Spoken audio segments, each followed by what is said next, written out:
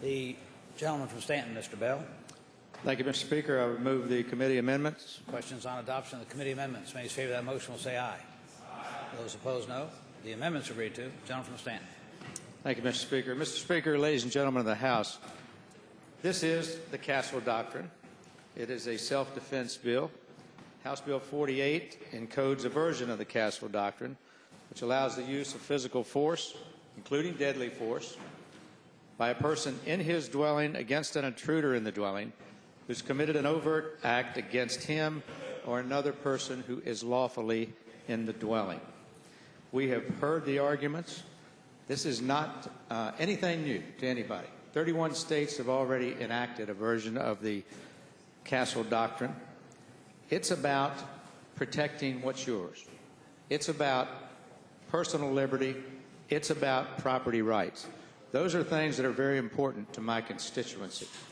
I have had played out before me, as this bill traveled through the committees, more hypotheticals than I care to recall. I believe we could stand here for weeks and listen to the hypothetical what-ifs that might take place. The fact is, you have a right to protect yourself, your family, and your home from intruders. That's what this bill is about.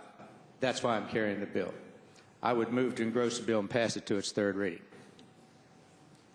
The gentleman from Henrico, Mr. Morrissey. Thank you, Mr. Speaker. Would the gentleman from Staunton yield for a question? Stanton. Yes, sir. I will yield. Beg your pardon. Gentleman yields. Thank you, Mr. Speaker. First of all, I'll preface my question by saying that I agree with you that a person ought to be able to defend their home, and if somebody comes in and attacks them or puts them in imminent danger, they ought to be able to do anything, including shooting the person. But I'm worried about unintended consequences, and that's the focus of some of my questions. First question is, I noticed in the language on lines 16 and 17, it uses the word imminent danger of bodily injury. It doesn't say serious bodily injury. Was that an omission, or do you want to exclude serious bodily injury? Mr. Speaker, I would say it was not an omission as far as I'm concerned, and I don't believe that I can accurately determine a difference between bodily injury and serious bodily injury when someone's being threatened within the confines of their own home. Gentleman yield for another question. I yield. Will the gentleman yield? The gentleman yields. I don't want to use as an example like a paper cut, but would a black eye or a knot to the head or bump to the head qualify as an injury in your definition here? Mr. Speaker, I think it would depend entirely on the circumstances and the context. Would the gentleman yield for another question? Gentleman yield. I yield. Gentleman yields. I see from the language of the statute that not only does there does not have to be even an imminent danger of bodily injury, there only needs to be an overt act. Would an overt act include, yes or no, raising the fist to strike the person? Would that be considered an overt act? Mr. Speaker, no. Further question. Will the gentleman yield? What would be an overt act if a raising the fist... Hold on a second. Hold on a second. Yes, sir. Will the gentleman yield? I yield. Gentleman yields. Thank you, Mr. Speaker. If raising the fist to strike would not qualify as an overt act, what is your definition of an overt act in... Mr. Speaker, point of order. If I can finish.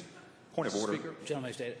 Mr. Speaker, just as the other day, should the gentleman now, for the third time, be using you and your in directing questions directly to another member, or should he be directing his comments to the other member through the chair?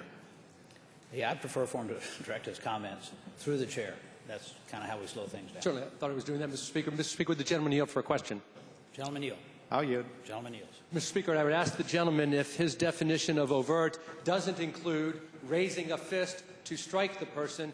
What is the gentleman's definition of an overt act as used in the statute? Mr. Speaker, I would say to the gentleman from Henrico that I don't feel either compelled or qualified to make a definition of that word.